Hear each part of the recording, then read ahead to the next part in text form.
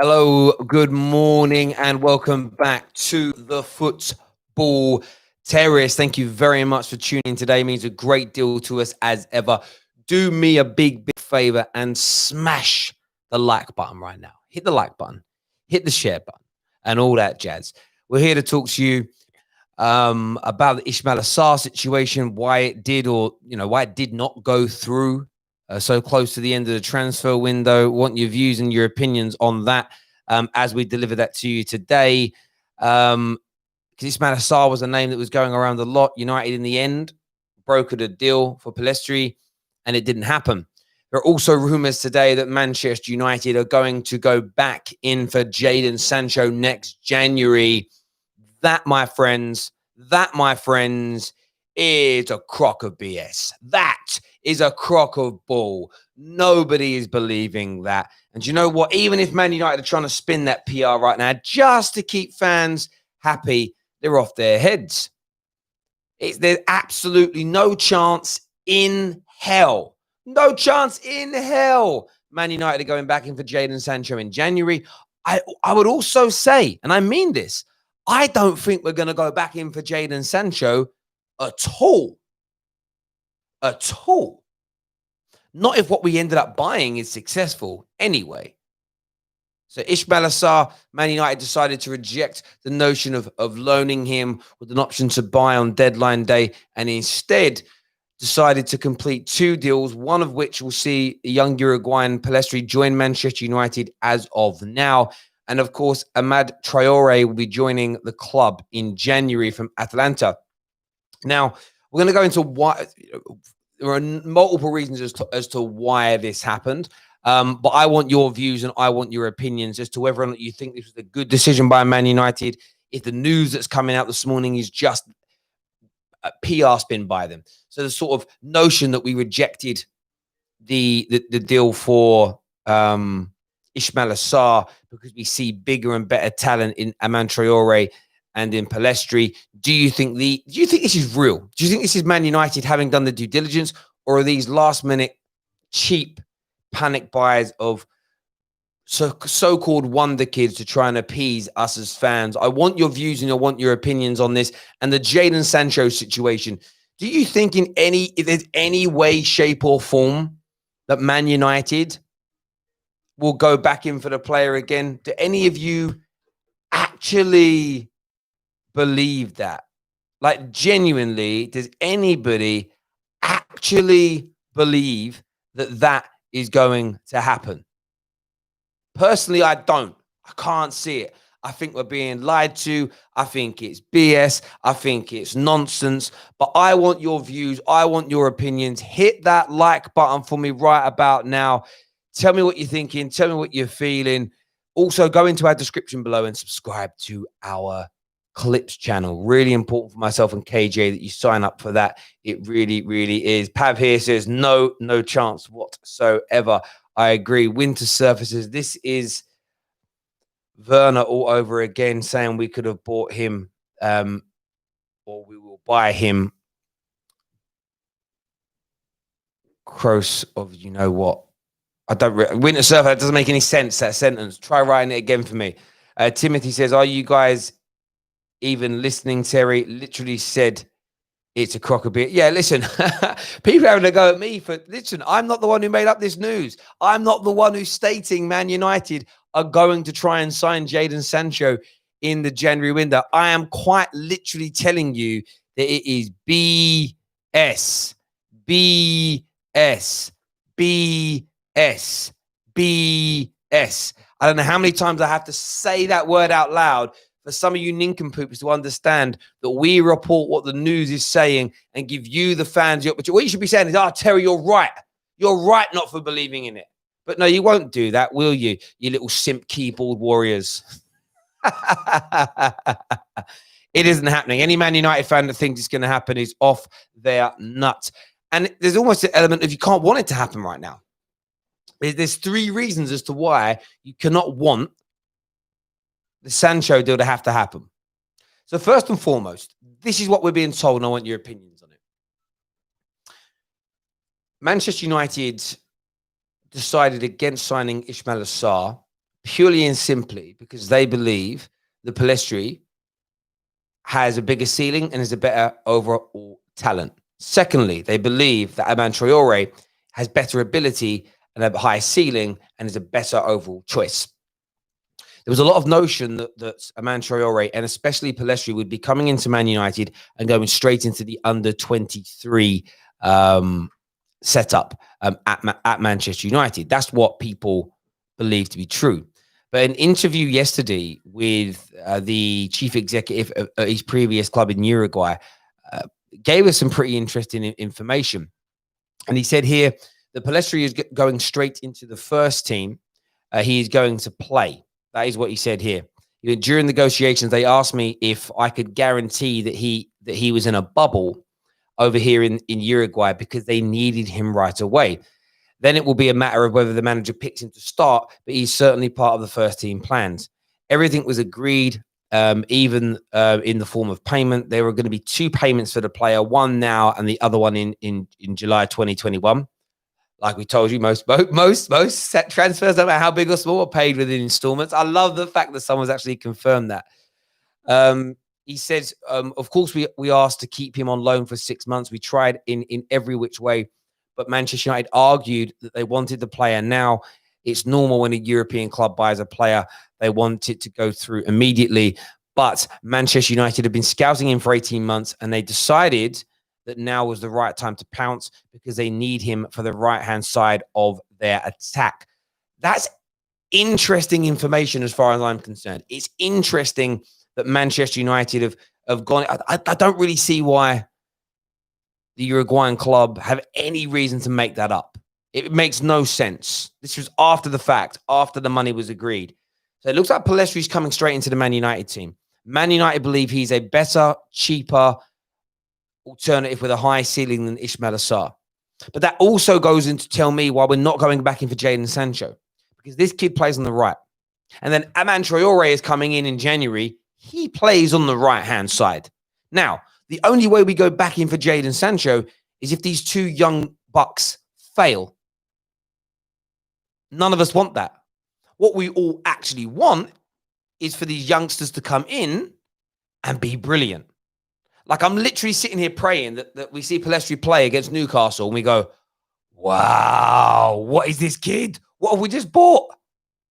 I'm hoping in January that Aman Traore comes in and we're just like, oh my God, look at this kid.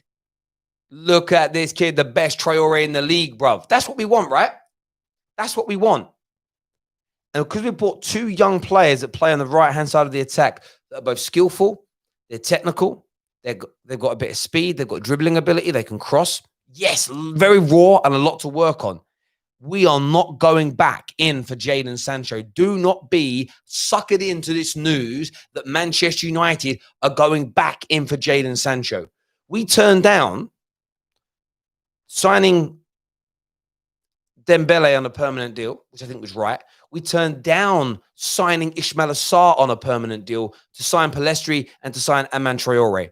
Now, to do those 2 things for players that both play and operate in Jadon Sancho's area, and by the way, combined deals of £50 million in total, we are not going for Sancho. And to tip it all off, just in case you needed any more convincing, if any shadow of a doubt, we've given the number 7 shirt to Cavani. Don't forget that. Hit the like button, hit the share button, but get over it now. Jadon Sancho will never be a Manchester United player. Never. Not today, not next week, not January. It ain't happening. It is done. It is finished. It's like The Sopranos. It's over. It ain't coming back. Finitoed. We're going to take our first call of the morning. Epic Nin is with us now. Epic Nin, welcome back to the Football Terrace. What do you want to say? Just 1 second, yeah? Just give me 1 second, okay? Okay, no problem. I'll wait for you to come back. Let's do a few more of these comments here. Comment here from Juice says they're taking us for fools. Yeah, I wouldn't say. Yeah, well, they are if they think we're falling for it. Are you back now, Epic? Yeah, so looking at Man United's transfers, based on the 2 wingers you were talking about, don't you think the price tag is a bit too much considering of their age. Depends how good they are. So with Aman Traore, what's interesting about Aman Traore is the PR isn't coming from Man United, because yesterday there was a lot of this talk about that Man United think that Aman Traore is one of the best he's one of the top 3 under 18, 18 and unders in the world. That comes from Fabrizio Romano. Fabrizio Romano is the individual that's been really talking up seeing Aman Traore play in England, playing in the Premier League. There's a lot of talk about him. There's a lot of buzz about him. As an example, he is very well sought after within the footballing circles. In terms of Pellistri, I think we paid about £7-8 million. Again, this is a very highly talented lad from South America that a lot of the Southern Americans have been talking about for a long, long time, that they think he's set to be a star in the same way that we've seen with the Cavani's, Diego Forlans, the Cavani's in European football. And it was, in fact, Diego Forlan that recommended the signing to Manchester United Football Club many, many months ago. The scouting has been going on. So I think there's this element of their how do I put this out there? They are talented players, but that's why I don't think we're going back in for Sancho. There's a comment here from Denzel that says, stop reporting on it. No, we will report on this news when the media puts it out there, because that's the point. We're a community of football fans that's here to talk about these things, because just if there might be 10 people watching today that are like, oh, we're going back in from January, getting their hopes up. I'm trying to dash him because I think it's nonsense. None, thank you very much for coming on the show. Next up, we're going to have CJ. CJ is on the line. What are you saying, CJ? Good morning, Terry. Good morning to yourself. What do you make of these rumors this morning that we're going to go back in for Sancho, although we've signed Pellistri, although we've signed Aman Traore? Do you think there's any credibility in them at all? I think these are wonderful transfers. First of all, I think that the way that we're conducting business has changed, because look at it like this, right? So a transfer, in order for us to consider a transfer to be successful or a flop, we have to look at 2 aspects. The first, the financial side, and then on the pitch. Remembering that Man United is a business. Give you a good example. Look at Daniel James. People consider him to be a flop, right? But we bought Daniel James for 15 million, and we are about to sell him for 25 million to Leeds, right? That looks like a flop on the pitch, but on the business side, that's a wonderful transfer. You said that this year we bought 11 players, right? Wonder kids who are going to fit into the under 23s. Mm-hmm. If we can resell them at a higher price, that's a win on the business side of things. And if we're lucky, we can get one of them to play in the first team, like Mason Greenwood. So I think these 2 boys, not only is it a good, not only is it good for the pitch, but it's also good for the business side, for the Glazers and all the management. That's what I think. Bro, I think you make some excellent points in what you're saying there. I really do. There's something that, look, I'm not a fan of the Glazers. I'm not a fan of what Woodward and co have done and do. I think that it's they run the club so poorly. As a general rule, they run the club so poorly. But if you can buy a young player in for £7 million or 15 million like Dan James and sell him on at a £10 million profit, hopefully that money is reinvested back into the club. Next up on the show, we have Mac. Mac, welcome to the Football Terrace. What's your views on these stories this morning? Do you think we walked away from Sarr because we think Pellistri and Traore are better players? And do you think there's any truth of Sancho coming to Man United in January or next summer?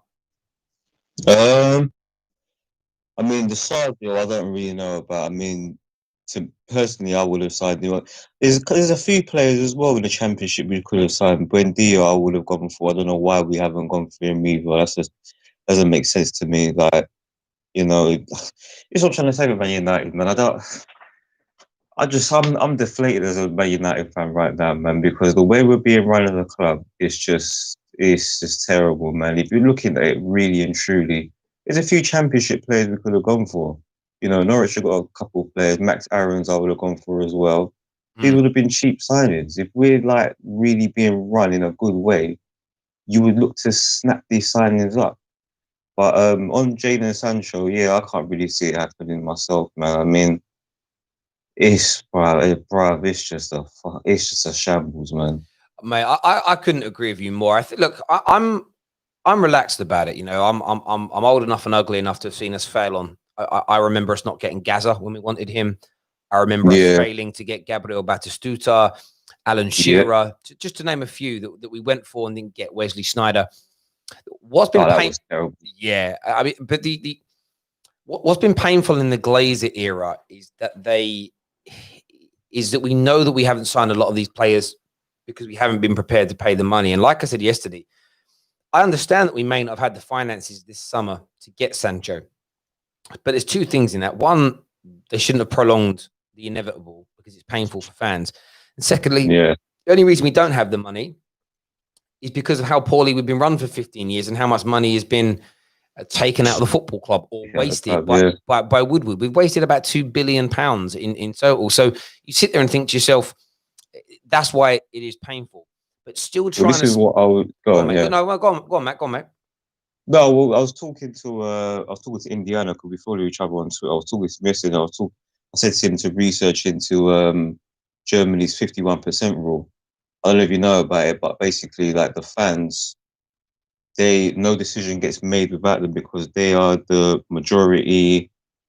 They have the 51% rule where 51% of the club is owned by the fans or some type of deal like that anyway. Yeah.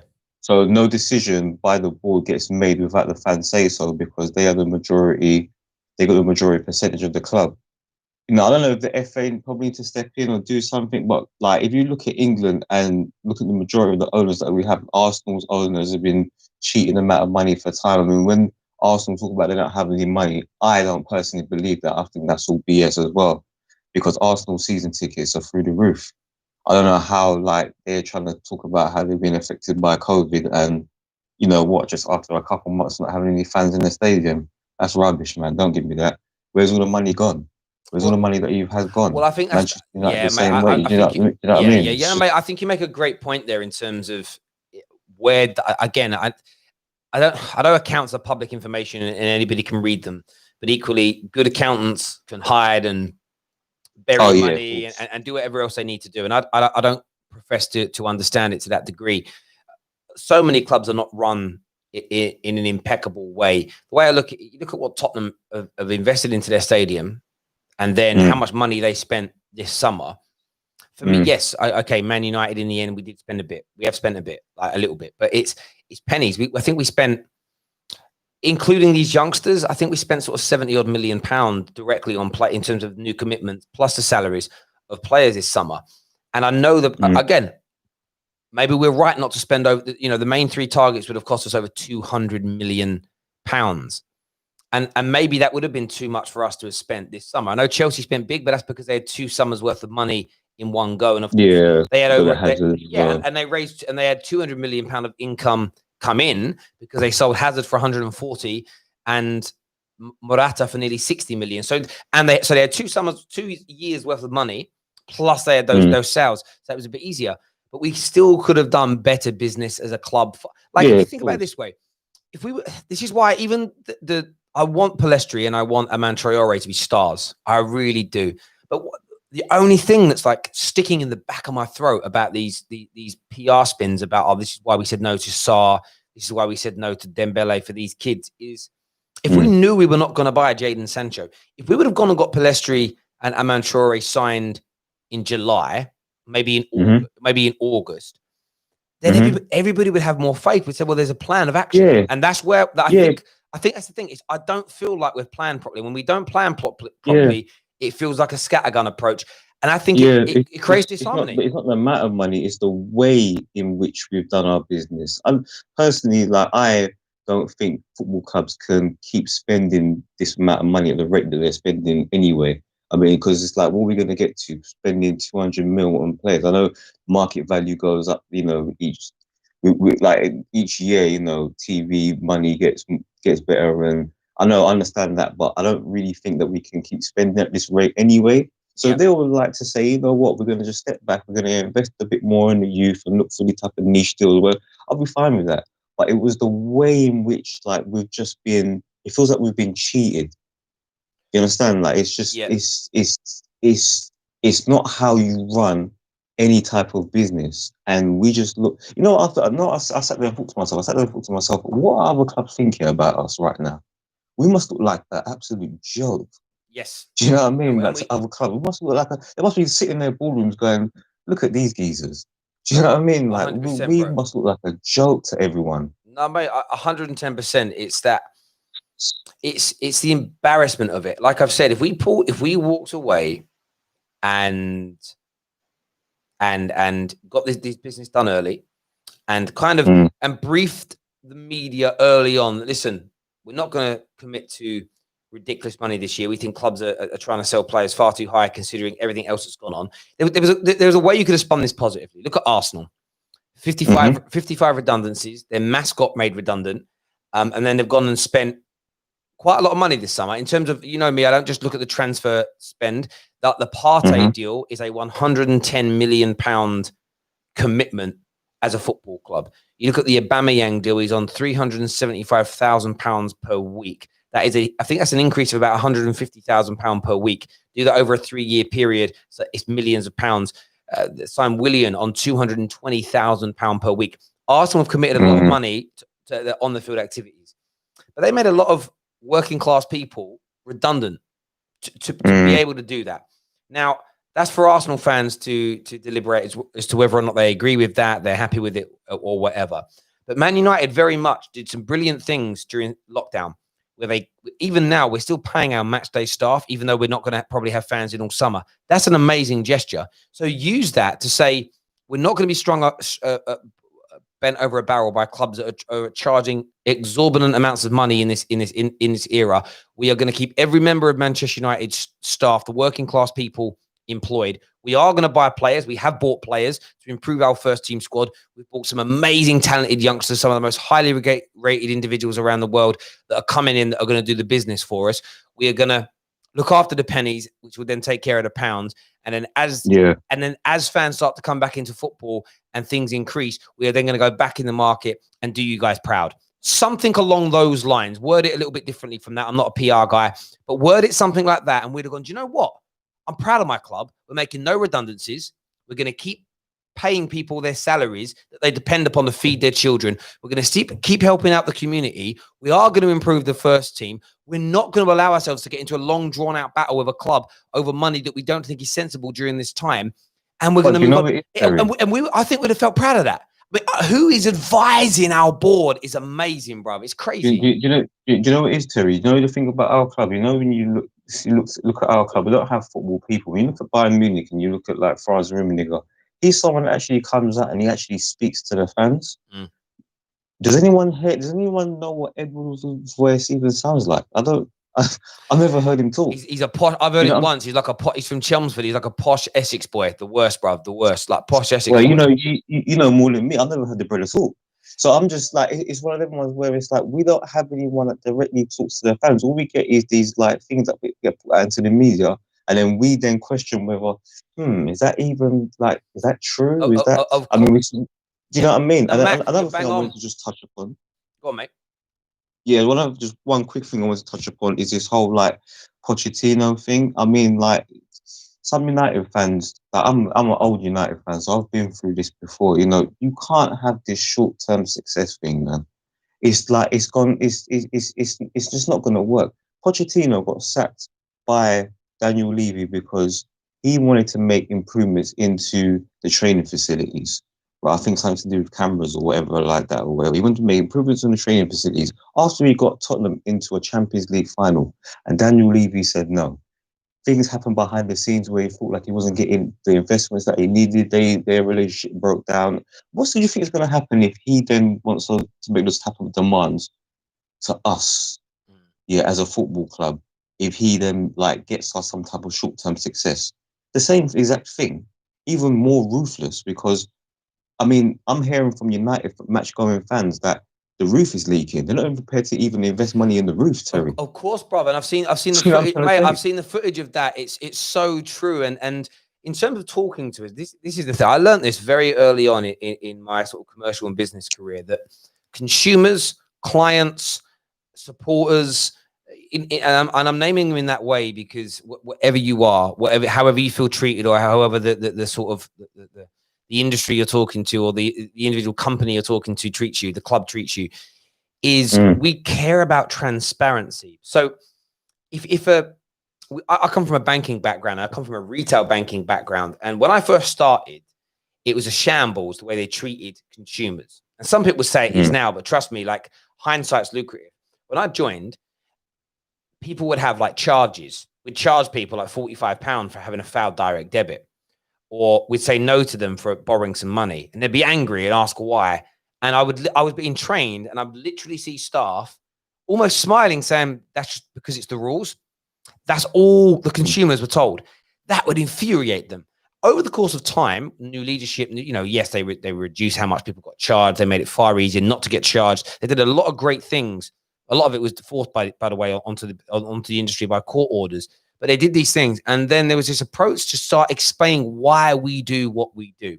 So there was an element of explaining that we have huge departments that are very costly, that have to monitor accounts that are, for instance, in kind of arrears and in problems. And the reason that the charges are there is we feel that we want to, essentially what they were saying is what we want to do is charge the people for that, so that that department pays for itself, rather than taking it out of profits, which in turn make interest rates high. All these things, there was actual reasons for it. And we were like, well, why can't we just say this to clients? Why can't we tell them the actual business decision reasons?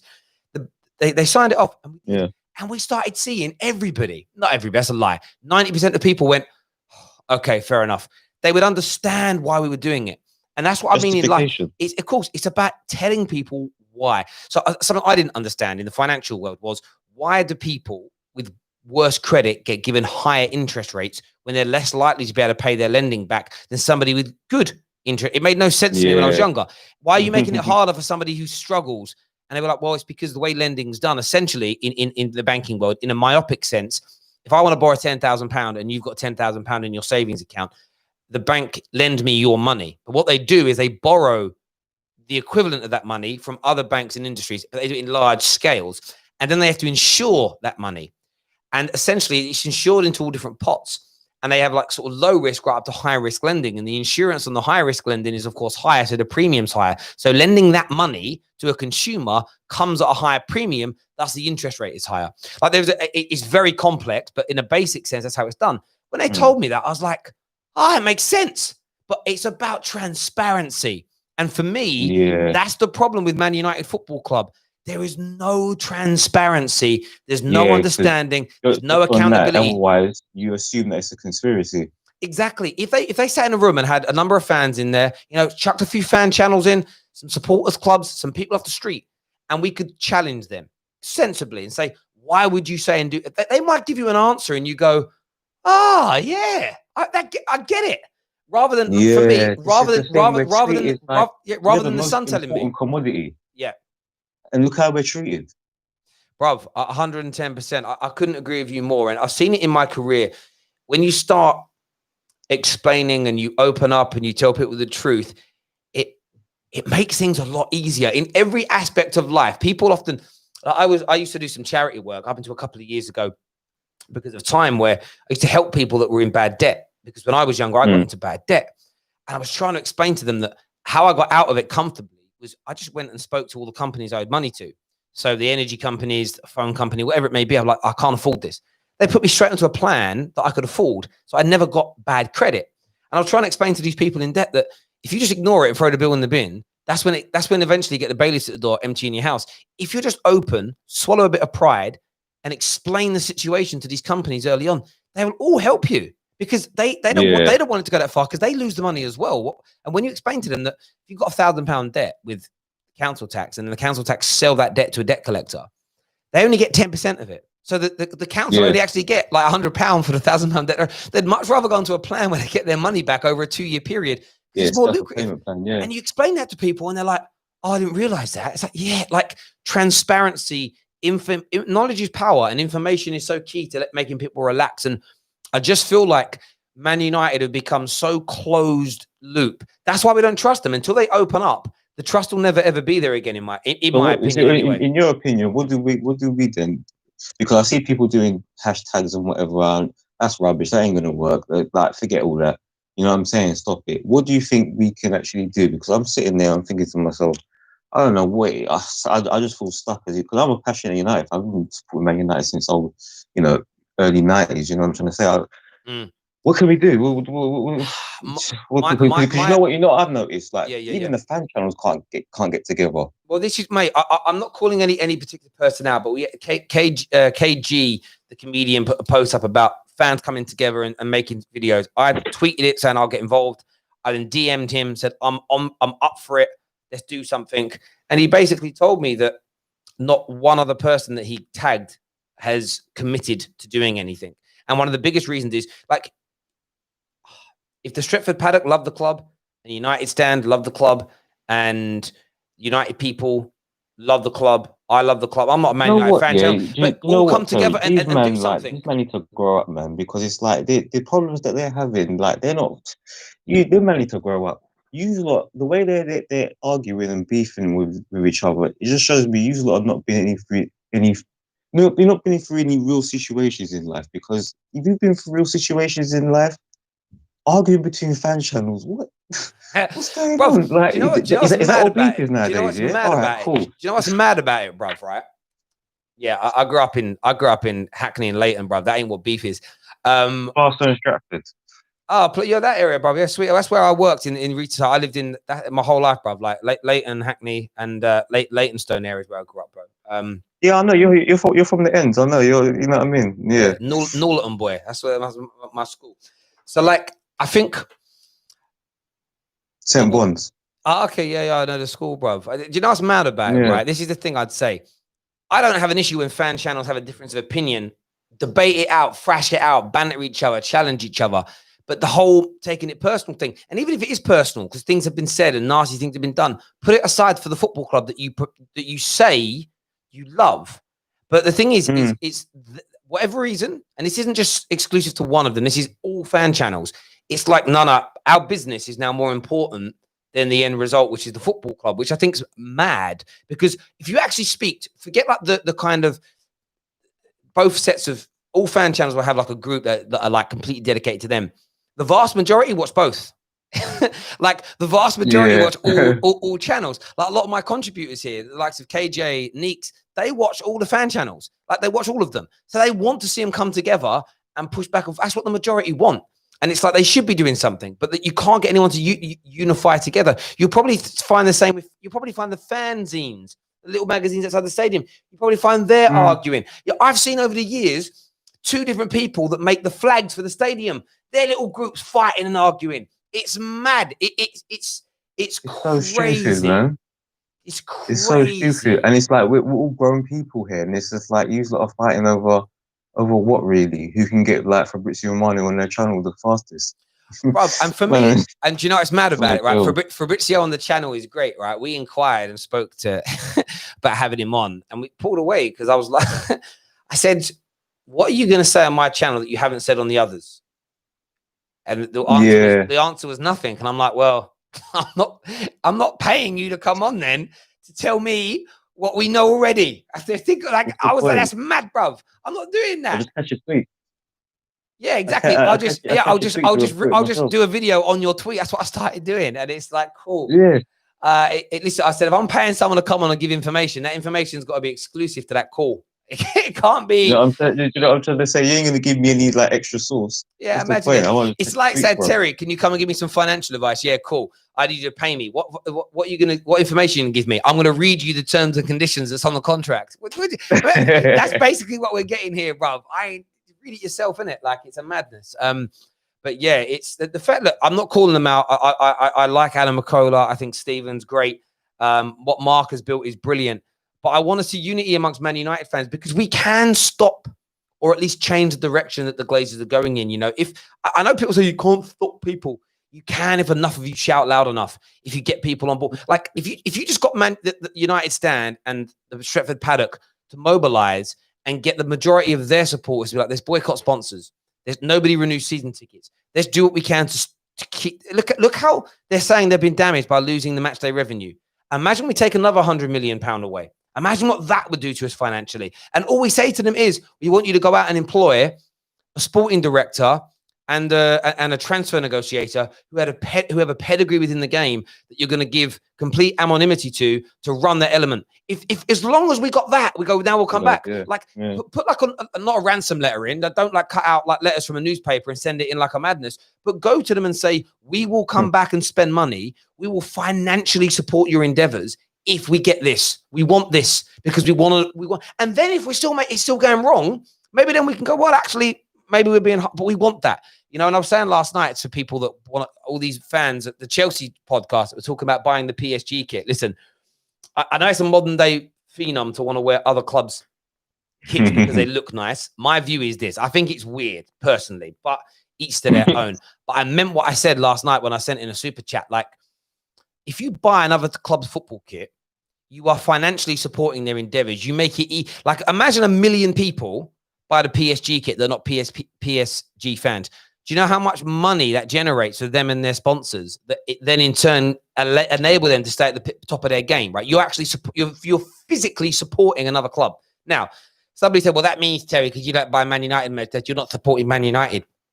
But right now, I'm not. I am not financially supporting the endeavors of Man United Football Club. No, I've got as well. Because I don't like how they're spending the money. So it's true to my word. So buying, just remember that, everyone out there, if you buy another club's football kit, you are helping them become better than you. It's weird. Yeah. It's like, do you know what I mean? The way I look at it is this: it's like feeding next door's kids, but not my own. That's how I feel about it, bruv. It's weirdness, especially if, but next door are rich. Next door don't need my money, but I'm still going out and buying them fish and chips on a Sunday. Do you know what I mean? There you go. Why have you done that? PSG they're not even like a classic club like that. I mean, AC Milan, like I grew up watching AC Milan, like, you know, I'm gonna buy an AC Milan kit maybe, you know what I mean? Like, but PSG not even a classic club like that. To me, that new kit looks ugly anyway. But how many kits have they even got? I've seen like 5 or 10. Like, it's do you know what I would say about PSG? It's amazing. It's amazing how I think social media and advertising warps the mind. It's brilliantly done, by the way, where in the modern day world, buying and wearing other clubs' colors is now, people try and spin it into acceptability. But I'll say what I tweeted the other day, and I mean this. Ladies out there, men out there, if your partner wears another club's shirt that he or she does not support, break up with them now. Because if a person can cheat on their football club, they will cheat on you. They will cheat on you if they can cheat on their football club. Trust me. You know, when he's, you know, and then also if he's putting his phone face down, rid of him. Trust me. Anyone who puts their phone, if you put the phone face down, rid of him. Trust me. Go to the toilet with it. Yeah, why are you taking your phone to the toilet? Because I'll be in there a while, but you're standing up, bro. What are you doing? Yeah, trust me. If they're shoving it down the sofa when they're about to go and get a drink in the evening, worried. Do you get what I mean? Do you know what I mean? No, I'm only joking. People have got their reasons. But Mac, listen, mate, it's been a really good chat with you, my friend. We'd love to get you on the show again, bro. Yeah, man, nice one, Terry. All I've got to say is #PodChat, man, 2022. Let's get it going. It's getting there early, you know what I mean? Might as well just start it now, bro. Listen, man, appreciate you coming on, Mac. Take care. Speak to you soon, buddy. Thank you. Listen, it's good chat there with Mac. And like we've said, we want more transparency from Manchester United. We want more openness from Manchester United. We really, really do. Do me a big favor right now. Hit the like button. Hit the share button as well. It's really important to the Football Terrace that gets done. We had our first video ever trending on YouTube yesterday. We were as high as number 17 in the world. I think we're currently trending number 35, 36 in the world as one of the most popular and most interacted videos, which is just amazing that you have all made that possible for the Football Terrace. So do me that big favor, as I say, keep hitting those like buttons, keep hitting those share buttons, share this on as many platforms, and then come back afterwards and leave loads of comments below. Get all of our videos trending because we are an independently owned channel. We've got big plans for the future. We're onboarding lots of new talent to keep bringing you lots of new content with new voices from across the football spectrum. But until next time, take care of yourselves. Have a good mornings, good afternoons, good evenings, wherever you are around the world. God bless, and we'll see you all soon.